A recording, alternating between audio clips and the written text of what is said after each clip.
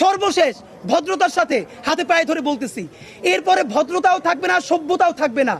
Bathroom পরিষ্কার করার ঝাড়ু স্যান্ডেল নিয়ে কিন্তু রাস্তায় নামবো।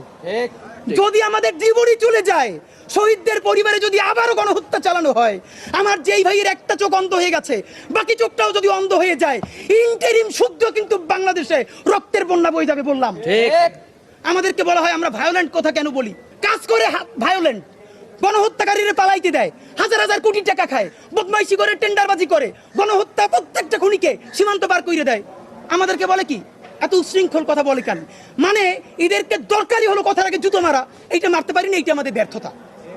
তো দুনিয়ার যেই অসভ্য ভাষায় বললে এদের কানে লাগবে। আপনাদের মাধ্যমে বলি, এইখানে বসে স্বরাষ্ট্র উপদেষ্টাকে বলছিলাম আপনি থানায় থানায় যান, রাতে রাতে যান, অন্তত ওনাকে একটা ধন্যবাদ জানাই।